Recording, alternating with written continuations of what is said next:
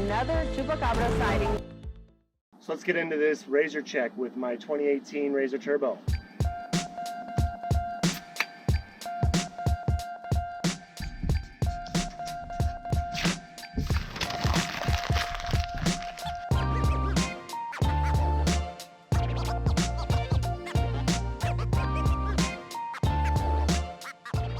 So once I picked up this Rzr, my intention was to build this vehicle with the accessories that I liked, some new things that I haven't tried yet. So my plan was simple. Get a nice roll cage from a reputable name, invest in suspension and tires, and then from there make sure I've got all my bases covered with safety, with of course 4-point harnesses, and then you've got to have your essentials like fire extinguisher, storage for your tools, and mirrors for driving, a little bit of extra storage with doorbell. So first order of business was get a new cage. I'd always admired the look and the styling of the SDR cages. I liked the attention to detail and quality. I liked the little light pocket. I thought it gave it a really cool look. I was a little apprehensive because I'm tall, I'm 6'3", and as you can see when I get in the car with my helmet, I've got very little bit of wiggle room. I've got to be torqued down with my 4 points, and then I'm snug and I don't hit the roof when I'm driving, but if my harnesses are not tight, I will hit. So just a word to the wise, if you're my height, the rear of the car too, SDR suggests only riders of 5'7" and under, which for me isn't a big deal. My kids are too small to ride for the most part, or ride in the back. I think it's going to help a lot with resale, and all you really need, I like the light mounts.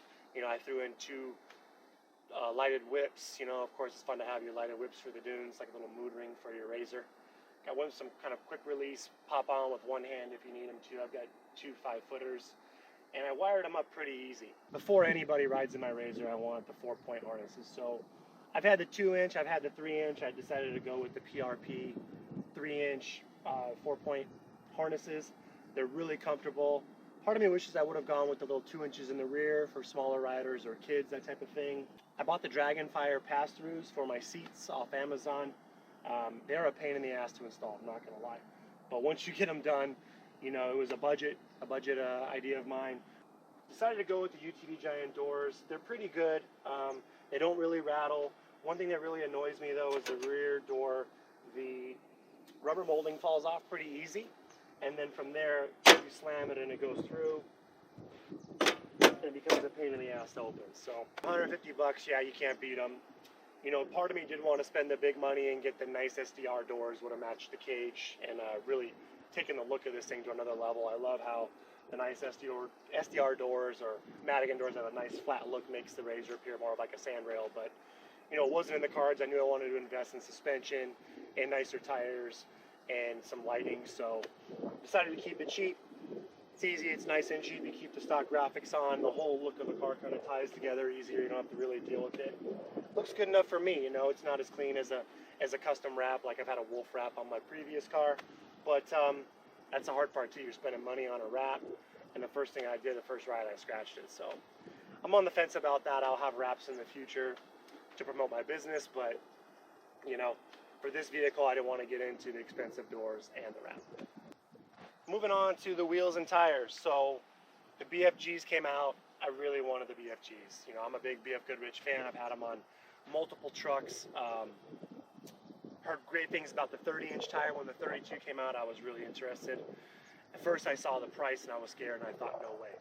And then I was searching online, and a popular online retailer has these BFGs for under $260 a tire. So I decided if I went a little bit more value-minded on the wheels, non-beadlock wheels, and I could splurge and get these tires, I was going to end up with a setup that I was really curious to try. I could offer good feedback to all of you, and then, you know, really see, are these BFGs, are they worth the money?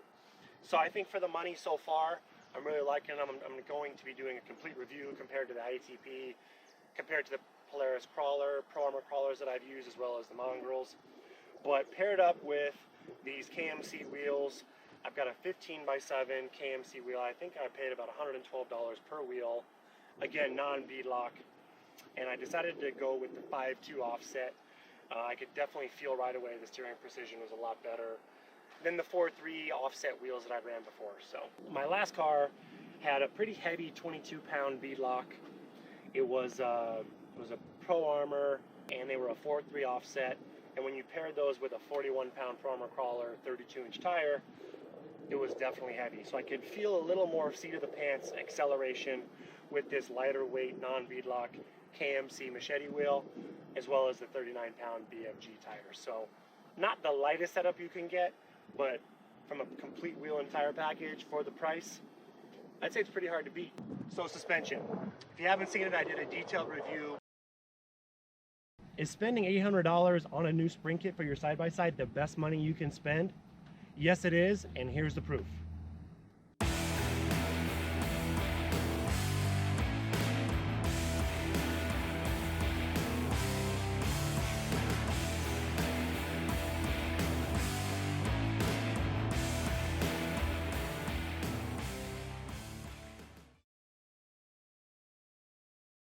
For the money, starting off with the Walker Evans Turbo, adding the spring kit for an extra $800, I think is a better value than starting off stock with the Fox Edition, which is $3,000 higher MSRP. So click the link below here if you're interested in seeing the shock therapy video I did about tuning for this vehicle. As it stands right now, I'm about 15 3/4 inches high on the front, about 15 1/4 to 15 1/2 in the rear. I've lowered it just a little bit from my video where I explained 16 in the front.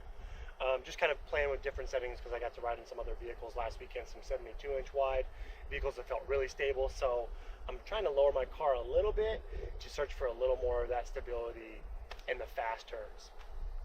But always changing, I'm always experimenting, and love it. This is the best money I spent on this vehicle, hands down, was the shock therapy spring. So I don't work for them. This is not a paid endorsement for them.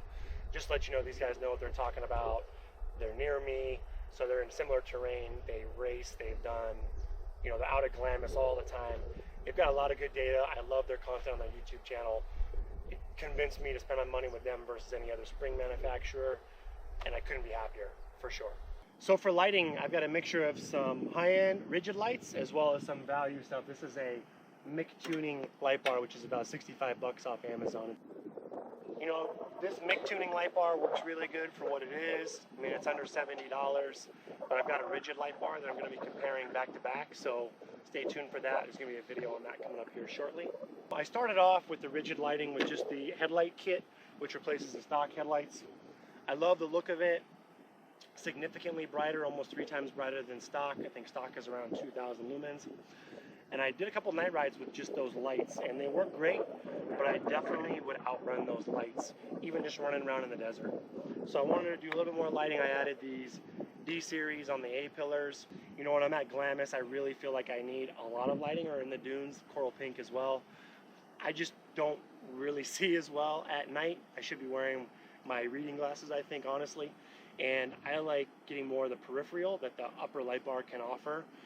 I would probably be good enough just with the A-pillars and the headlights, but, might as well try all 3.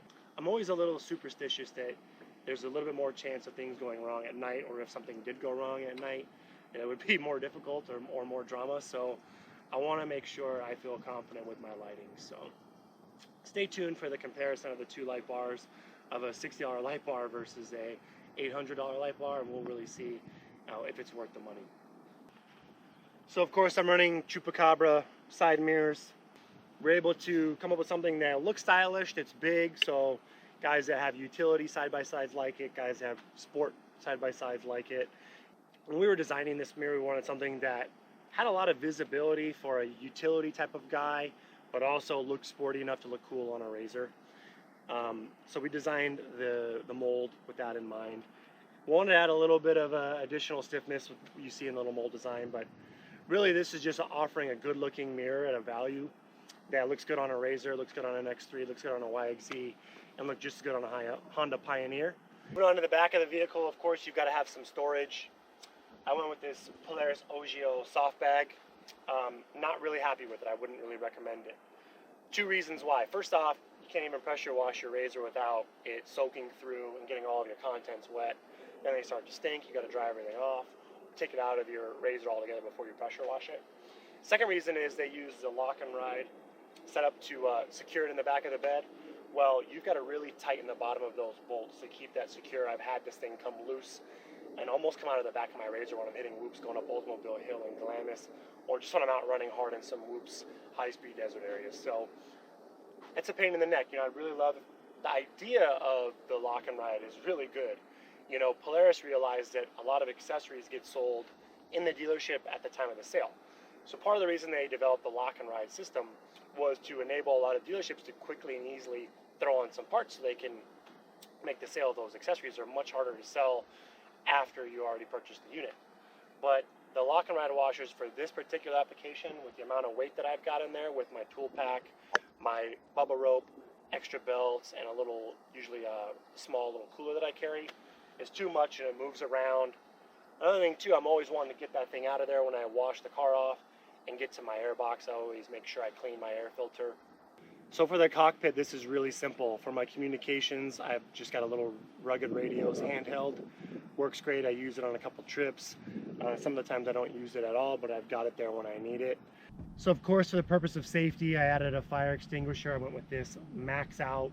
It's your typical 3-inch size, fits on any type of mount. That's actually just a Polaris 3-inch fire extinguisher mount.